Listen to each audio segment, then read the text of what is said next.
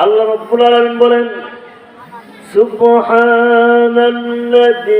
আসরা বিআবদিহি লাইলাম মিনাল মাসজিদিল হারাম ইলাল মাসজিদিল আকসাল্লাযী বারাকনা হাওলাহু লিনুরিয়াহু মিন আয়াতিনা ইন্নাহু হুয়াস সামিউল বাসীর। অক্ষমতা দুর্বলতা থেকে মুক্ত সেই সত্তা তার প্রিয় বান্দাকে ইসরা করিয়ে মসজিদ হারাম থেকে মসজিদ আকসায় নিয়ে গেলেন এবং এই রাতের ভিতরে আল্লাহ পাক বরকত নাযিল করেছেন, নূর নাযিল করেছেন, নূর দিয়েছেন। আর তিনি নিদর্শনাবলী তার রাসূলকে দেখিয়েছেন। আল্লাহ রাব্বুল আলামিন সব কিছু শোনেন এবং সব কিছু দেখেন। এই আয়াতের প্রথমে আল্লাহ তাআলা বলছেন অক্ষমতা দুর্বলতা থেকে মুক্ত এমন সত্তা তিনি এই মিরাজ ঘটিয়েছেন। বিজ্ঞানীরা বিশ্বাস করত না।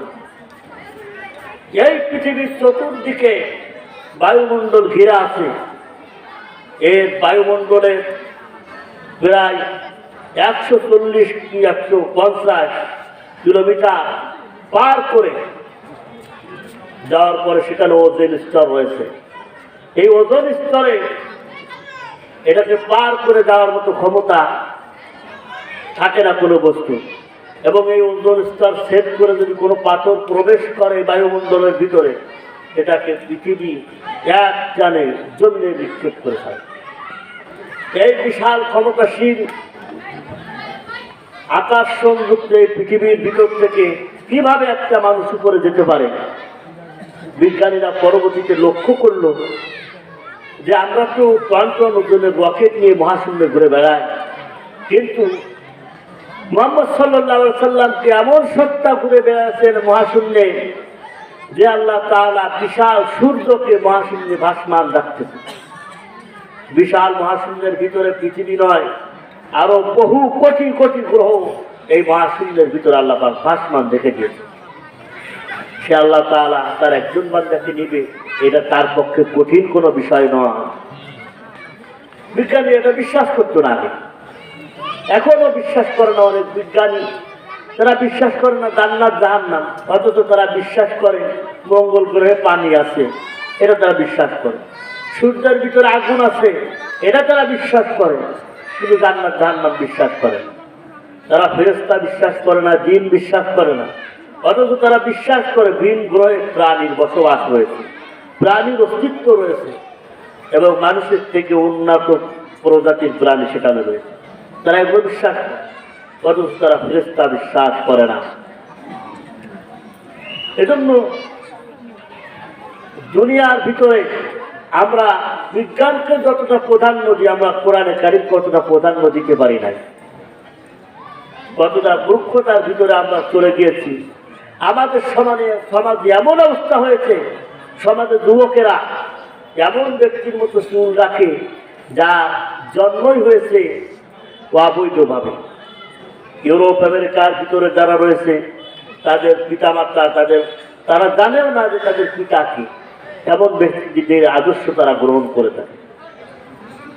এবং যে প্লেয়ার মেসির কথা অনেকে বলে, এই মেসি বিয়ের আগে যার সাথে সম্পর্ক করেছে তার 2টা সন্তান হয়, তারপরে বিয়ে করেছে।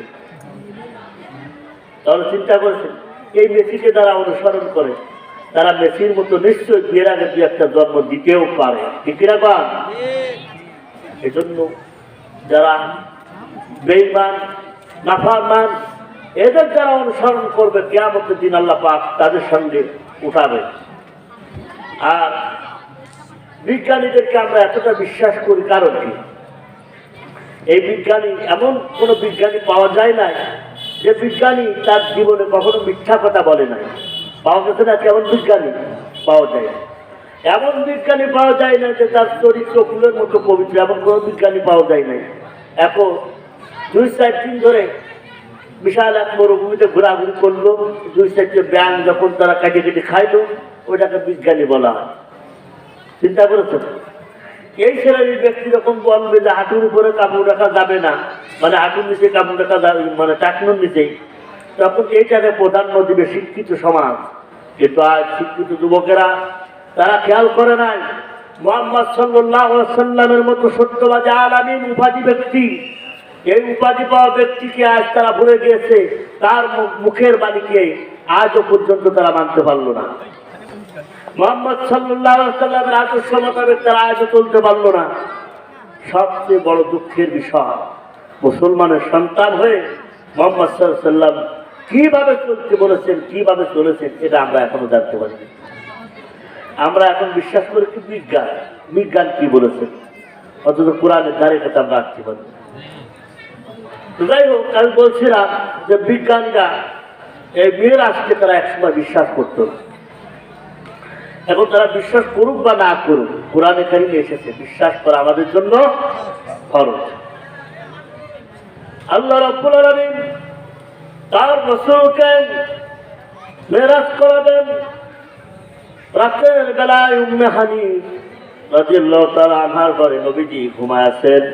যেমন সময় ঘুমের মধ্যে দেখতে পেলেন ঘরের চালটা যেন খুলে গেল, জিবরাইল আলাইহিস সালাম প্রবেশ করলেন। নবীজিকে ডাক দিতে পারছেন না। দো জাহানের বাদশা বিশ্ব নবী মুহাম্মদ সাল্লাল্লাহু আলাইহি ওয়াসাল্লামকে ঘুম থেকে জাগ্রত করাবেন কিভাবে? এই জন্য সে নবীজির পায়ের তলায় জিবা দিয়ে আস্তে আস্তে করে নাড়া দিতে লাগলেন, কাঁদতে লাগলেন। তারপর নবীজি লক্ষ্য করে দেখলেন, ঘুম থেকে জেগে গেলেন, লক্ষ্য করে দেখলেন পায়ের গোড়ায় জিব্রাইল এসে জিহ্বাতে কাটতেছে। তাহলে চিন্তা করুন, তিনি শাহেনশাহ দোজাহানের বাদশা নবী মুহাম্মদ সাল্লাল্লাহু আলাইহি ওয়াসাল্লামকে ঘুম থেকে উঠায় বলছেন, আসসালামু আলাইকা ইয়া রাসূলুল্লাহ, আল্লাহুম্মা ইয়াকরাউকা সালাম। এ নবী, আপনার প্রতি আল্লাহর শান্তি বর্ষিত হোক, আল্লাহ পাক আপনাকে সালাম জানিয়েছে।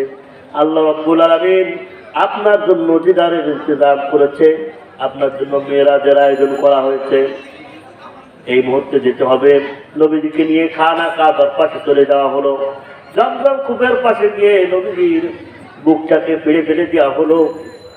ওপেন হার্ট সার্জারি শুরু হয়ে গেল, সিনাসেক শুরু হয়ে গেল। সর্বপ্রথম বিশ্বনবী সাল্লাল্লাহু আলাইহি ওয়াসাল্লামের ওপেন হার্ট সার্জারি করা হয়েছে। বুক ফেড়ে কলিজা পর্যন্ত জমজমের পানি দিয়ে সুন্দর করে পরিষ্কার করে ঈমান এবং আখলাক সুন্দর করে এই দ্বারা পরিপূর্ণ করে দেওয়া হলো মুহাম্মদ সাল্লাল্লাহু আলাইহি ওয়াসাল্লামের দিলটাকে। তারপর সুন্দর করে সেলাই করে দেওয়া হয়েছে। এজন্য সাহাবায়ে কেরাম সচরাচর বিশ্বনবীর দেহটা দেখতে পাচ্ছেন না বা দেখার জন্য না নবী সাল্লাল্লাহু আলাইহি ওয়াসাল্লাম।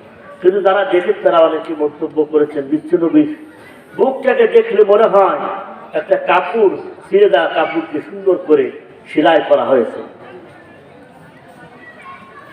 তাহলে বিশ্বনবী মানে সর্বপ্রথম এই অপেরার সার্জারি থেকে অপারেশনের প্রচারণ শুরু হয়েছে। মুহাম্মদ সাল্লাল্লাহু আলাইহি ওয়াসাল্লাম মেরাজে যাবেন, বুরাক আনা হলো, উপস্থিত হয়ে গেল। বুরাকের পিঠে তিনি চললেন, মসজিদে হারাম থেকে মসজিদে আকসায় চলে গেলেন। সেখানে যাওয়ার পরে হযরত জিবরাইল আলাইহিস সালাম আযান দিলেন। সমস্ত নবীদেরকে সেখানে উপস্থিত করা হলো। সমস্ত নবীরা সেখানে শুকরিয়া আদায় করার জন্য 2 রাকাত নামাজ আদায় করবেন। এজন্য ইমামের প্রয়োজন হলো। মুহাম্মদ সাল্লাল্লাহু আলাইহি ওয়াসাল্লামের হাত ধরে জিবরাইল আলাইহিস সালাম সামনে নিয়ে গেলেন, নামাজ পড়ানোর জন্য আদেশ করলেন, ইমামতি করার জন্য অনুরোধ করলেন। নবীজি সমস্ত নবীদের সামনে গিয়া তিনি নামাজ আদায় করালেন। আল্লাহ পাক ওই রাতে প্রমাণ করে দিলেন তিনি শুধু বিশ্ব নবী নয়, তিনি হলেন সাইয়্যিদুল মুরসালিন। রাসূল শুধু আমাদের নবী নয়, তিনি শুধু বিশ্ব নবী নয়, তিনি সমস্ত নবীদের নেতা। তাহলে ওই রাতে আল্লাহ পাক তাকে পদমর্যাদা দেওয়া হয়েছে। আমি ওর সংক্ষেপে আলোচনা করছি। মেরাজে মসজিদে হারাম থেকে মসজিদে আকসায় যেতে নবীকে 4 জায়গায় থামানো হয়েছে। যাই হোক, নবী করিম সাল্লাল্লাহু আলাইহি ওয়াসাল্লামকে নিয়ে ঊর্ধ্বগমন করা হবে। ঊর্ধ্বগমন যখন করা হচ্ছে, করার সময় প্রথম আকাশে যখন যাওয়া হলো, আকাশের দরজায় গিয়ে পরাঘাত করা হলো। আকাশের ফেরেশতারা জিজ্ঞাসা করছে কে এসেছে, সঙ্গে তাকে নিয়ে এসেছো। যখন বলা হলো সাইয়্যিদুল মুরসালিন, আল্লাহর হাবিব, পেয়ারা হাবিব মুহাম্মদ সাল্লাল্লাহু আলাইহি ওয়াসাল্লাম আল্লাহ পাকের জন্য দিদারের ইন্তজাম করা হয়েছে, সেখানে নিয়ে যাওয়া হবে। তারা দরজা করে দেওয়া হলো, আর সুন্দর করে রসুলের শানে তারা দুরূদ পেশ করতে লাগলো। তাহলে রসুলের শানে দুরূদ পেশ করে ফেরেশতারা। কারা পেশ করে? ফেরেশতারা। আমি যখন আলোচনা শুরুতে আপনার সামনে একটা আয়াত পড়েছিলাম, ইন্নাল্লাহা মালাইকাতাহু ইউসাল্লুনা আলান নবী ইয়া আইয়ুহাল্লাযীনা আমানু সাল্লু আলাইহি ওয়া সাল্লিমু তাসলিমা। বলছেন আল্লাহ পাক বলছে আমি এবং আমার ফেরেশতা মণ্ডলী সকলে রাসূলের প্রতি দুরূদ পেশ করি। তাহলে যে কাজ আল্লাহ এবং তার রাসূল মানে ফেরেশতাগণ করে, সেই কাজ আল্লাহ পাক মুমিনদেরকে ডাক দিয়ে বলছে ইয়া আইয়ুহাল্লাযীনা আমানু, হে ঈমানদারগণেরা তোমরাও আমার নবীর প্রতি সালাম প্রেরণ করো। তাহলে রাসূলকে খুশি করার জন্য আল্লাহ পাক সর্বদা সচেষ্ট। এখন আল্লাহ দুরূদ পেশ করবেন, এখন কিভাবে দুরূদ পেশ করলে ভালো হয়? আল্লাহ কি আর কারো কাছে বলতে পারে যে রাসূলকে শান্তি দাও? সুতরাং রাসূলকে খুশি করার জন্য যা কিছু দরকার আল্লাহ পাক রাসূলের জন্য সেগুলোই করেছে। আল্লাহ রাব্বুল আলামিন রাসূলকে মেরাজ করালেন। জিবরাইল আলাইহিস সালাম একে একে করে 7টি আসমান যখন পার হয়ে গেল, ছয়তলার আসমানের ভিতরে মুসা আলাইহিস সালামের সঙ্গে সাক্ষাৎ হয়ে যাওয়ার পরে 7 তলায় চলে গেল, 7ম আসমানে চলে গেল। সেখানে যাওয়ার শেষ প্রান্তে যাওয়ার পরে সেখানে সিদরাতুল মুনতাহায় উপস্থিত হয়ে গেল। আল্লাহ রাব্বুল আলামিন বলেন ইনদা সিদরাতুল মুনতাহা ইনদাহা জান্নাতুল মাওয়া ইয ইয়াগশা সিদরাতা মা ইয়াগশা মা যাগাল বাসর ওয়া মা তাগা। যখন সিদরাতুল মুনতাহার কাছে সন্নিকটে জান্নাতুল মাওয়া রয়েছে, যেখানে সেখানে সিদরাতুল মুনতাহার সেখানে এত পরিমাণে নূর চমকাচ্ছিল যে সেখানে রাসূল সাল্লাল্লাহু আলাইহি ওয়াসাল্লামের মানে চোখ ঝলসে যায়নি এমন একটা পরিবেশে সিদরাতুল মুনতাহা যেখানে উপস্থিত। সিদরাতুল মুনতাহা মানে বড়ই গাছের নিকট, অর্থাৎ সেখানে বড়ই গাছ রয়েছে। ওই বড়ই গাছে রাসূল সাল্লাল্লাহু আলাইহি ওয়াসাল্লাম সাহাবীদেরকে নিয়ে এই মিরাজের ঘটনা যখন বলছেন যে সেখানে এক একটা বড়ই হবে একটা কুলার মতো, আমাদের সাধারণ ভাষায় যে কুলার মতো। সাহাবায়ে কেরাম জিজ্ঞেস করলেন ইয়া রাসূলুল্লাহ, এত বড় বড়ই কি হবে, কারা খাবে? রাসূল সাল্লাল্লাহু আলাইহি ওয়াসাল্লাম বললেন যে জান্নাতে যারা যাবে তাদের বডি হবে আদম আলাইহিস সালামের মতো, তাদের উচ্চতা হবে আদম আলাইহিস সালামের মতো 60 গজ। এত লম্বা ব্যক্তি মনে ঠোঁট মুখ 2 হাত চওড়া হতে পারে। এখন 60 গজ যে ব্যক্তি হবে তার গাল নিশ্চয়ই 6-7 হাত চওড়া হয়ে যাবে। এই ব্যক্তি 6-7 হাত চওড়া মুখের ভিতরে ওরা বড় একটা খোলা দুটো তিনটে চলে যাবে, ঠিক কিনা? কর জান্নাতে যাওয়ার ইচ্ছা আছে না? ওই বড়ইগুলো দাঁতের তলে দিয়ে কটাস করে কামড় দিয়ে খাই ফেলবে। যাই হোক, এবং আল্লাহ রাব্বুল আলামিন 7ম আসমানের উপরে উঠায়া রাসূলকে বিভিন্ন নিদর্শনে বলে দেখালেন, জান্নাত দেখালেন, জাহান্নাম দেখালেন, বিভিন্ন মানুষের সমস্ত কার্যকলাপের পরিণতিগুলো দেখালেন, সমস্ত কাজের পুরস্কারগুলো রাসূলকে দেখানো হলো খুলে খুলে। লাকাদ রাআ মিন আয়াতি রাব্বিহিল কুবরা আফারাআইতুমুল লাতা ওয়াল উজ্জা। এরপরও আল্লাহ তাআলা বলছে তার রব বিশ্বনবীকে বিভিন্ন নিদর্শনী বলে দেখানো হয়েছে। রাসূল করিম সাল্লাল্লাহু আলাইহি ওয়াসাল্লামকে জাহান্নামে যেই ব্যক্তিগুলো জাহান্নামে ভুগতেছে তাদের পরিণতিগুলো দেখানো হলো, কোন কাজের জন্য কোন ধরনের শাস্তি দেওয়া হবে তা দেখানো হলো। জান্নাতে ভ্রমণ করানো হলো। জান্নাতে যখন নবী ভ্রমণ করতে করতে দেখতে পেলেন বিশাল এক বিল্ডিং, বিল্ডিং এর উপরে তালা দেওয়া রয়েছে। নবীজি তালা যখন খুলতে যাবে জিব্রাইলকে বলছে, জিব্রাইল এই দরজায় তালা দেওয়া কেন, তালার চাবি কোথায় পাবো?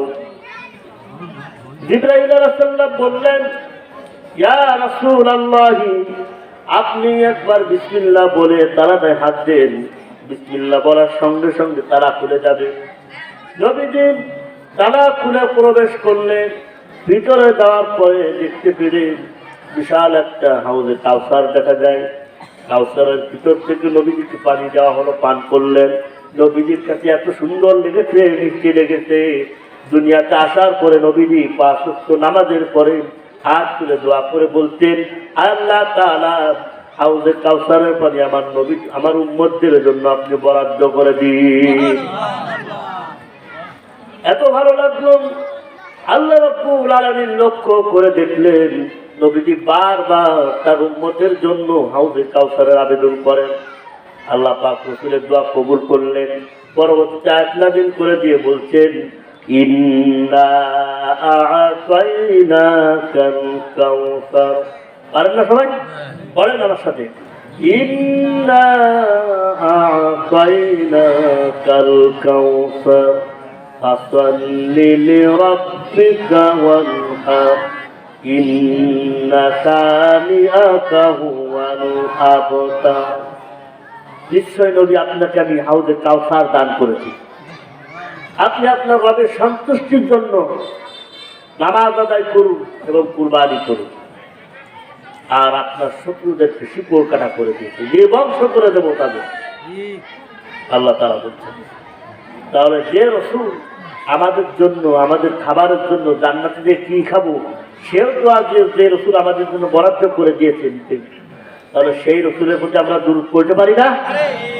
অবশ্যই দুরূদ পড়বো। সকলে অন্তত ছোট দুরূদটা পড়ি, সাল্লাল্লাহু আলাইহি ওয়াসাল্লাম।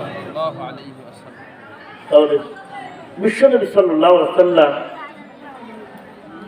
যখন যাবেন, হযরত জিবরাইল আলাইহিস সালাম তিনি দেখতে পেলেন, রাসূলকে বলছেন, ইয়া রাসূলুল্লাহ, আমি এর উপর আমি উঠতে পারবো না। নবী করিম সাল্লাল্লাহু আলাইহি ওয়াসাল্লাম বলছেন, কোন বন্ধুকে রেখে ছেড়ে যেতে পারে না, সুতরাং তুমি আমাকে কেন এখানে ছেড়ে রেখে যাচ্ছ? জিবরাইল তখন নিজের রূপ ধারণ করলেন, ধারণ করে বলছেন, ইয়া রাসূলুল্লাহ, আপনি আমার এই বিশাল আকৃতি দেখে, আর 600 ডানা রয়েছে আমার, এই 600 ডানা সহ আমি জিবরাইল পুরো ছাই হয়ে যাব, কিন্তু এক ইঞ্চি উপরে ওঠার মতো ক্ষমতা আমার নাই।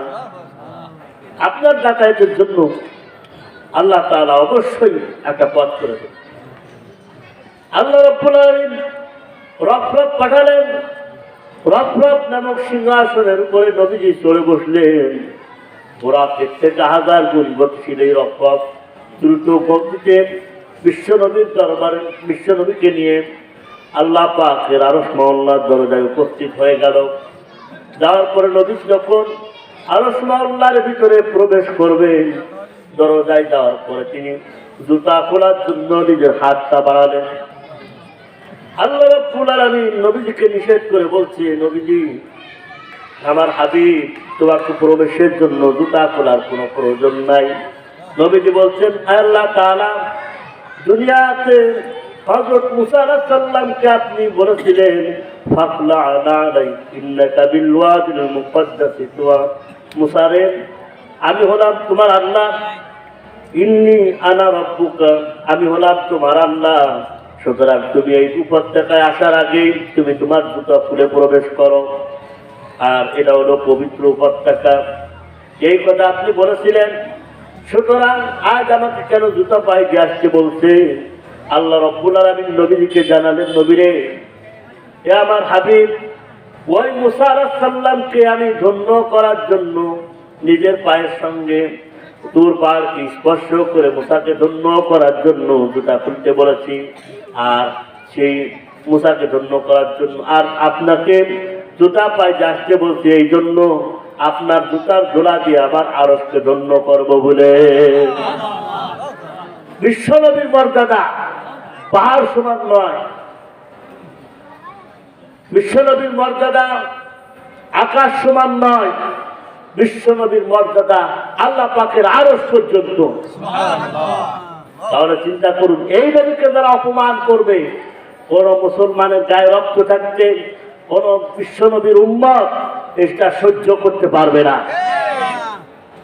এজন্য দুনিয়াতে যা কিছু হয়ে যায়, জীবনের চাইতে বেশি ভালোবাসতে হবে কাকে?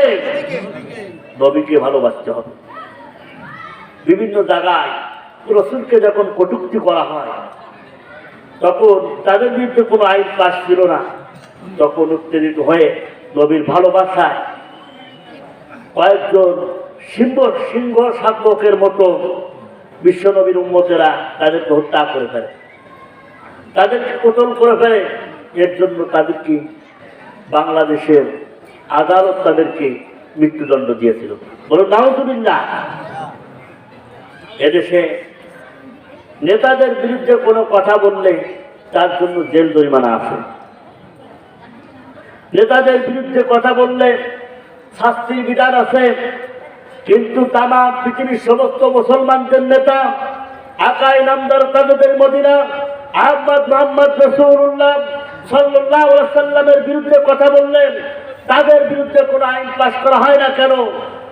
এই জন্য আমরা সরকারের কাছে আবেদন করব, বিশ্ব নবীর বিরুদ্ধে যারা কটূক্তি করবেন, বিশ্ব নবীর অবমাননা যারা করবেন, তাদেরকে দৃষ্টান্তমূলক শাস্তি দিতে হবে। ঠিক কি না? এই জমিনে, এটা হলো মুসলমানদের জমিন, এটা হলো শাহজালাল রহমতুল্লাহ আলাইহির জমিন, এই জমিন শাহ মাকদুমের জমিন, এই জমিন চরমনায় পীর সাহেবের জমিন, এই জমিন ওলি আউলিয়াদের জমিন, এই জমিন আপনার আজিজুল হক সাহেবের জমিন।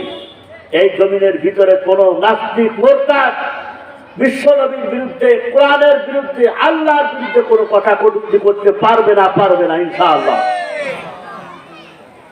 এজন্য মুসলমানদেরকে সচ্চার হতে হবে, জাগ্রত হতে হবে। আমাদের কাছে আমরা এতটাই নিচে নেমে গেছি যে আমাদের দলের বিরুদ্ধে যদি কোনো কথা হয়, তাহলে আমরা সেটা নিয়ে যতটা প্রস্তুত, আমরা কোরআনকে নিয়ে অতটা প্রস্তুত নয়। কোরআনের মাহফিল বন্ধ হয়ে যায়। ঠিক কিনা কন? কোরআনের মাহফিল বন্ধ হয়ে যায়। চিন্তা করতে পারেন, কোরআন পৃথিবীর কোনো মানুষের তৈরি করা কোনো ভাষা নয়, কোনো বিজ্ঞানীর লেখা কোনো কিতাব নাই, কোনো কবি সাহিত্যিকের লেখা কোনো কিতাব নাই। কিতাব হলো আল্লাহ রাব্বুল আলামিনের মুখের বাণী। এই কোরআনকে মাঠে ময়দানে আলোচনার জন্য বন্ধ করে দেওয়া হয়, কনসার্ট হয়, গান হয়, সিকিউরিটি দেওয়া হয়। যাই হোক, বিশ্বনবী সাল্লাল্লাহু আলাইহি ওয়াসাল্লামকে মেরাজে নেওয়া হলো। আল্লাহ পাক মেরাজে নিলে রাসূলের সঙ্গে আলোচনা করলেন। দুনিয়া থেকে যাওয়ার পরে এবং ফিরে আসতে সময় লেগেছে 27 বছর। আল্লাহ পাকের সঙ্গে যে আলোচনা করা হলো, পুরো বিশ্বনবী যে কথা কথোপকথন করলেন, আল্লাহ পাক তাকে নিয়ে যাওয়ার উদ্দেশ্য কি ছিল? মেরাজে নিয়ে গেলেন এই জন্য যে নবীজি যে বছর মেরাজে গেলেন, ওই বছরে নবীজির চাচা সব সময় যিনি পাহারা দিতেন, নবীজিকে বলে আগলে রাখতেন, সে আবু তালেব, তিনি ইন্তেকাল করেছেন। এবং প্রাণ প্রিয়তমা স্ত্রী হযরত খাদিজা রাদিয়াল্লাহু তাআলা আনহা, তিনি ইন্তেকাল করেছেন। এজন্য রাসূলকে সাপোর্ট করার মতো কোনো ক্ষমতা ছিল না, কোনো শক্তি ছিল না। রাসূল যখন তায়েফে গেলেন, মার খেয়ে রক্তাক্ত হয়ে আসলেন এবং নিজের বংশীয় লোকের অপমান সহ্য করতে করতে নিজের মন ভেঙে যায়। এমন একটা পরিস্থিতিতে আল্লাহ পাক রাসূলকে মেরাজে দিলেন। তাহলে যারা মারলো, কাকে মারলো? বিশ্বনবীকে মারলো। মারলো কেন? কারণ থাকবে নাকি? নবীজি ছিলেন রাজ পরিবারের একজন ছেলে। আবু জাহেল, তিনি ছিলেন মন্ত্রী। তারপর আবু লাহাব, তারাও ছিল মন্ত্রী। বিশাল রাজ পরিবারের একজন রাজপুত্র। আমাদের দেশে যদি কোনো রাজপুত্র যদি মাথার চুল উল্টো পুল্টো যদি গোল গোল করে রাখে, তারপর কিরকম সিস্টেম আছে, হাতে যদি টায়ার টিউ করে রাখে, কেউ কি খারাপ বলবে? কিছু বলবে? যেরকম করুক না কেন ওইটা হোক, মানুষের সাথে আদর্শ মনে করে, ও দেখা দেখে আরো কয়েকজন করে, ঠিক না? কিন্তু বিশ্ব নবী রাজ পরিবারের ছেলে, তিনি মাথায় টুপি পরতেন, গায়ে পাঞ্জাবি দিতেন, এজন্য দাঁড়িয়ে রাখতেন, এজন্য তারা কিছু বলতো না। পোশাক আশাকের জন্য কেউ কিছু বলে নাই। বললো কারণ কি? তার একটাই কারণ যে তিনি কালেমার ঘোষণা দিয়েছেন। আমরা তো কালেমা পড়ি, কালেমার জিকির করি, সব কিছু করি, কিন্তু কালিমাটাই বুঝি না, ঠিক না? বা আমরা বলি লা ইলাহা ইল্লাল্লাহ মুহাম্মাদুর রাসূলুল্লাহ, আল্লাহ ছাড়া কোনো মাবুদ নেই, কোনো ইলাহা নেই, আর মুহাম্মদ সাল্লাল্লাহু আলাইহি ওয়াসাল্লাম আল্লাহ তাআলা প্রেরিত রাসূল। এখন মাবুদ মানে কি? এখানে যতজন ব্যক্তি আছে সারা জীবন জিকির করলাম, এখন যদি জিজ্ঞেস করছে মাবুদ মানে কি বলেন তো? ইলাহা মানে কি? ইলাহা হলেন তিনি এই পৃথিবী যে নিয়ম কানুনে চলে, সূর্য তার নির্ধারিত কক্ষের উপরে চলে, পৃথিবী তার নির্ধারিত কক্ষের উপরে চলে, এবং গরম যায়, শীত আসে, শীত যায়, গরম আসে, সূর্য পূর্ব দিক থেকে উঠে পশ্চিমে অস্তমিত যায়। এই যে নিয়ম শৃঙ্খলা, এটাকে বলা হয় উলুহিয়াত। এই উলুহিয়াত যার কথা মতো হয়, যিনি পরিচালনা করেন, তিনি হলেন ইলাহ। তিনি কে? ইলাহ। তিনি হলেন আইনদাতা, তিনি হলেন পালনকর্তা, তিনি হলেন মালিক। এখন এই ইলাহা, যিনি আইনদাতা, এখন আমরা যদি বলি আল্লাহ ছাড়া কোনো আইনদাতা আমরা মানি না, তাহলে এই কথা বললে শাস্তি আছে না নেই? মুসা আলাইহিস সালাম ফিরআউনের দরবারে উপস্থিত হয়ে তিনি যখন বললেন লা ইলাহা ইল্লাল্লাহ, তুমি আল্লাহ ছাড়া কোনো মাবুদ নেই, এই কথা মানার জন্য যখন বলা হলো, ফিরআউন তখন বলেছিলেন আমার তো কোনো জানা নাই, আমি ছাড়া কোনো ইলাহা আছে, আমি ছাড়া কোনো আইনদাতা আছে, কোনো বিধানদাতা আছে, এটা তো আমার জানা নাই।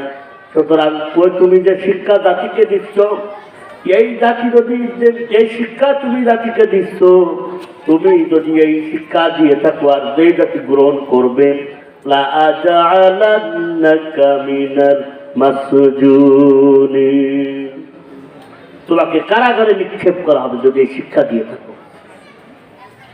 তাহলে চিন্তা করুন, মানে এই ঘোষণা দিতে হবে যে আল্লাহ ছাড়া কারোর আইন মানি না। আইন আছে না বাংলাদেশে? বিভিন্ন দেশে আইন আছে, যেমন আমাদের দেশে আইন আছে 18 বছরের নিচে কেউ বিয়ে করতে পারবে না, আছে না নিয়ম?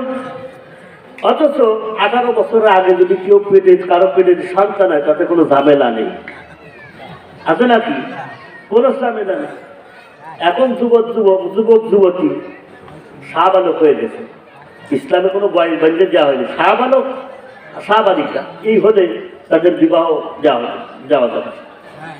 এখন একটা বয়স বান্ধে দেওয়া হয়েছে, এখন এই বয়সে কেউ বিয়ে করতে পারবে না, বাকি সব কাজ করতে পারবে। এখন যুবক যুবতীরা এদের একটা সমস্যা হয়ে গেছে যে বিয়েটা হয়ে গেছে একটা সমস্যা, এই জন্য তারা একত্রিত হতে পারে। কিছুদিন বাদে দেখুন বলবে যে বিয়েটাই বাদ দিয়ে দাও, ঠিক কিরকম? এটা হলো শয়তানি কারবার।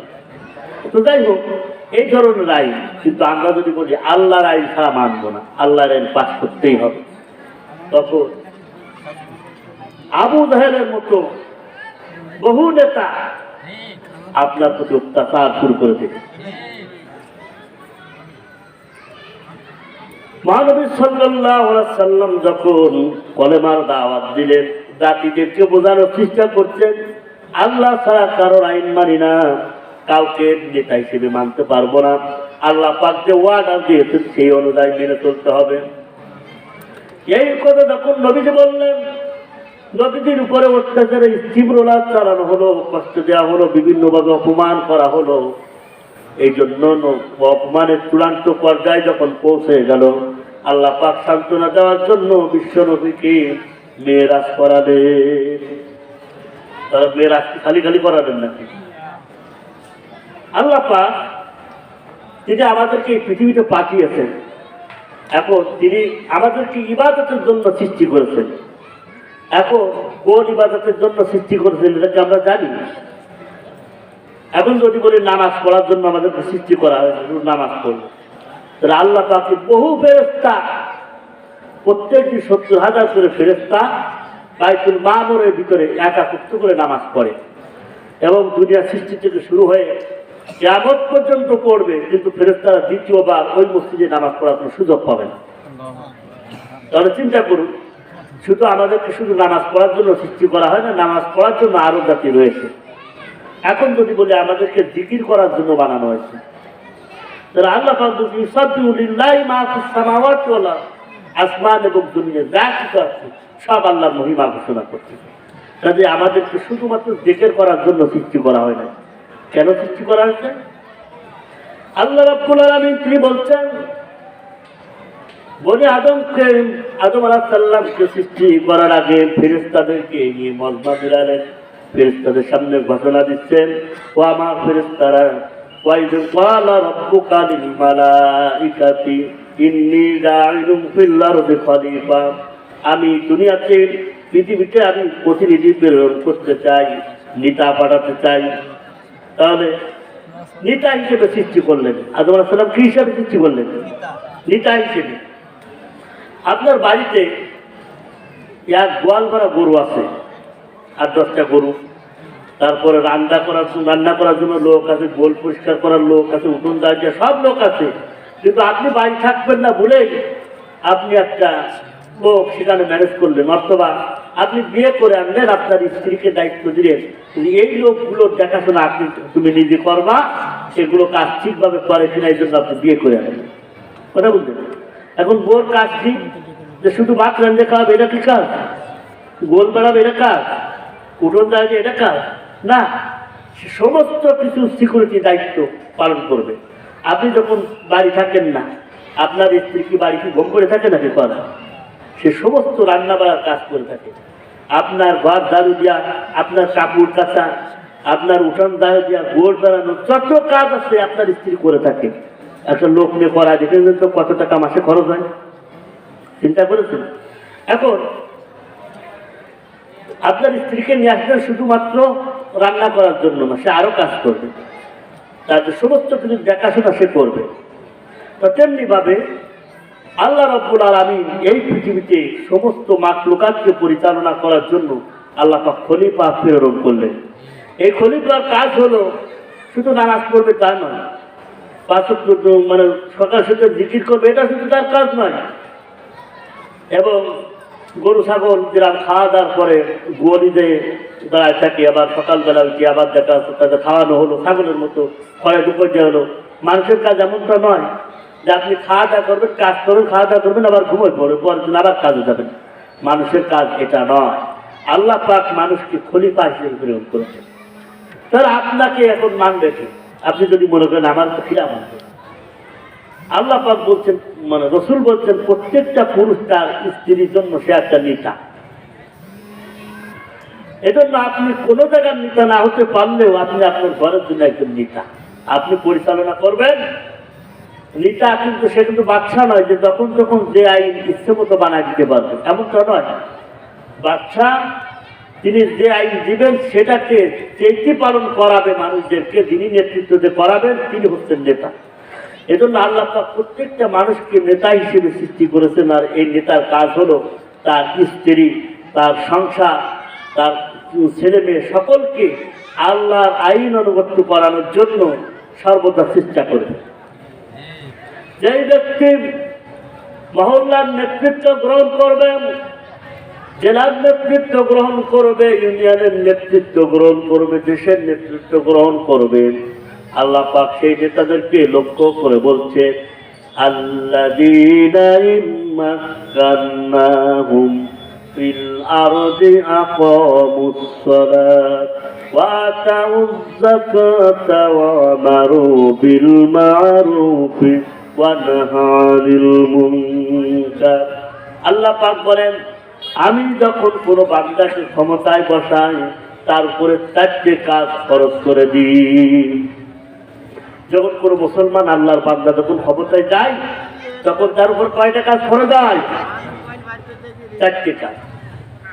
যখন ইসলামী শাসন কায়েম হয়ে যাবে, ইসলাম যখন প্রতিষ্ঠা হয়ে যাবে, রাষ্ট্র প্রধান তিনি যখন টেলিভিশনের পর্দায় সংসদ ভবনে দাঁড়িয়ে তিনি ঘোষণা করবেন, আজ থেকে টেকনাফ থেকে তেঁতুলিয়া পর্যন্ত বাংলাদেশের আনাচে কানাচে যে যেখানে আছে প্রত্যেকটা ব্যক্তিকে 5 ওয়াক্ত নামাজ জামাতে আদায় করতে হবে। দেখবেন পরের দিন থেকে বেনামাজ আর খুঁজে পাওয়া যাবে না। বাংলাদেশ স্বাধীন হয়েছে প্রায় 50 বছর ধরে। এই দেশে বিশ্ববরণ্য আলেমেরা 50 বছর, 30 বছর, 40 বছর তাফসীর করেছে, অথচ এই দেশের এখনো পর্যন্ত 90% মুসলমানের ভিতরে 20% মুসলমান এখনো নামাজি হতে পারে না। এরকম নামাজি বানাতে যখন ইসলাম কায়েম হয়ে যাবে, সংসদ দাঁড়িয়ে যখন প্রধানমন্ত্রী ঘোষণা করবেন, আজ থেকে বাংলাদেশে প্রতিটা আনাচে কানাচে যত মুসলমান আছে সকলের উপরে নামাজ বাধ্যতামূলক করা হলো। যে এলাকায় নামাজ পড়বে না যে ব্যক্তি, তার জন্য 6 মাস সশ্রম কারাদণ্ডের বিধান দেওয়া হলো এবং 50,000 টাকা করে জরিমানা দেওয়া হবে। এই কথা যখন ঘোষণা করবে, বেনামাজি খুঁজে পাওয়া যাবে? সংসদে নামাজ পাশ হওয়ার দরকার আছে কিনা কম? এই জন্য আমরা মনে করি, অনেকে মনে করে যে হুজুররা আবার রাজনীতি কেন করে, ঠিক না? রাজনীতি করে দরকার কি রাজনীতি করা? মাইক খাওয়া, ঠিক না?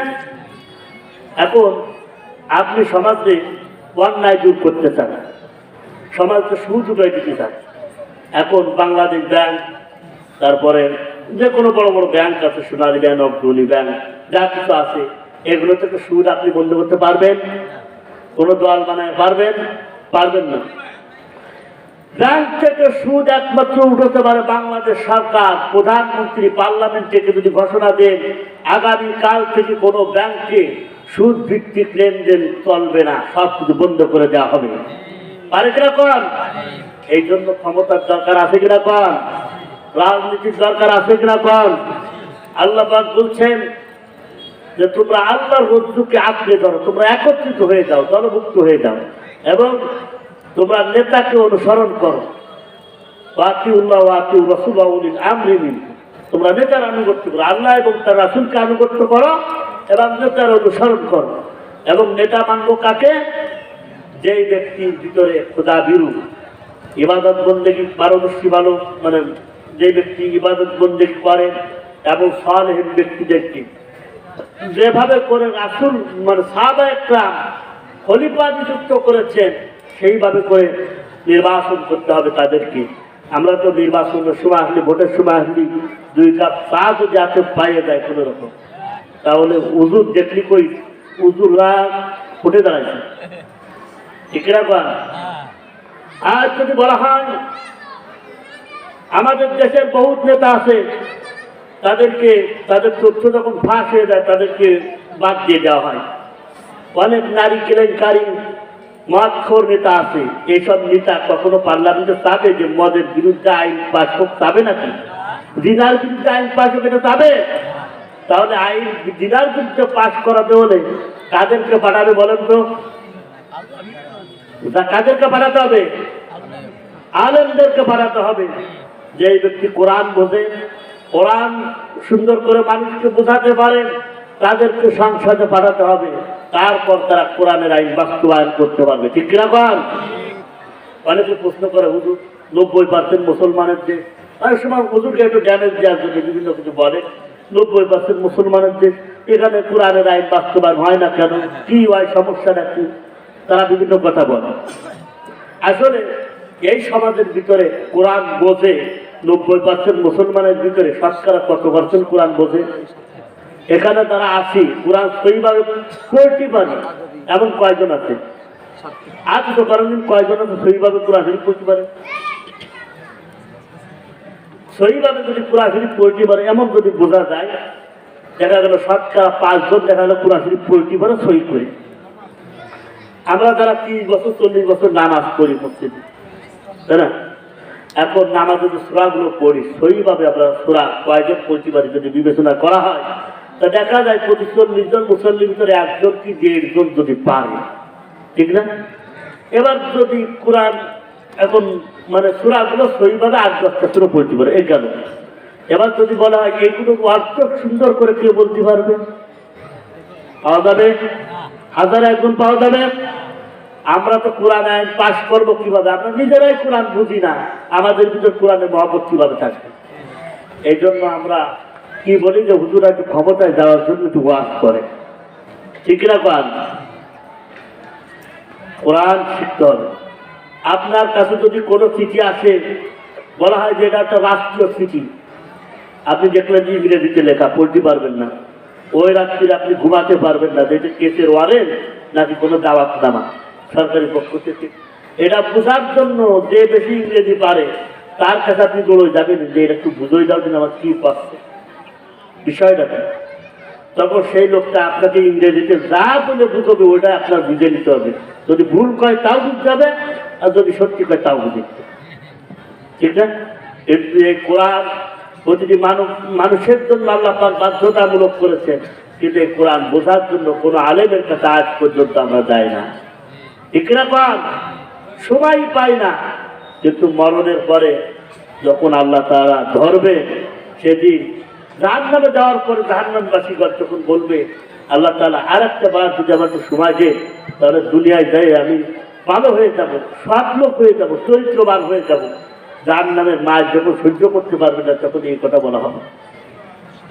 তখন আল্লাহ বলবে তুই যখন রোগে আক্রান্ত হয়েছিস, মানে হাসপাতালে বেডে যখন পড়েছিলি, অপারেশন করে তোরে যখন ফেলাইতে হবে, তুই যখন যন্ত্রণা শুনে বলেছিলি আল্লাহ সুস্থ করে দিন, আমি নামাজ হয়ে যাবো। এরকম লোক আছে কিনা? সমাজে বহুত লোক আছে, আমার এলাকায়ও আছে। তারা যখন মানে জন্ডিস ডায়াবেটিস মানে পড়া করে যখন ধারণ করেছে, হাসপাতালে বেডে শুয়ে আছে, মুখ বাঁকাই গেছে, এই অবস্থায় করছি আল্লাহ এ রাজনীতি আরে করবো না, অমুক রাজনীতি করবো, ইসলামী রাজনীতি করবো, নামাজ করবো পাঁচ ওয়াক্ত, ও কোনো নামাজ কাজা করবো না, এই কথা বলে আসে। আসার পরে যখন বাড়িতে ফিরে আসলো, সুস্থ হয়ে গেল, আল্লাহ সুস্থ করে দিলেন। কিছুদিন পরে দেখা গেল ওই ব্যক্তি মসজিদের ধারে কাছে দুর্বার নামাজেও আসে না, ঠিক না? তখন আল্লাহ এই কথা স্মরণ করে দিবেন জাহান্নামবাসীদের দিলে, তোর তো সুস্থ করে দিলাম, তো আর্ধেক মাইরে ফেলিলাম, তখনই তো বলি যে আল্লাহ সুযোগ করে দাও। তখন তোদেরকে সুযোগ করে দিইনি, তখন আল্লাহর কাছে আর কোনো কথা বলা থাকবে? সময় থাকতে আজই কোরআন শিখুন, কোরআন বুঝুন, কোরআনের পথে চলার জন্য চেষ্টা করুন। তাতে যদি নিজের জীবনও যায়, তবে ইমানের পরে থাকতে হবে। ইমানের পথ থেকে চুল পরিবার করে গেলে আল্লাহ পাক ছেড়ে দিবেন না।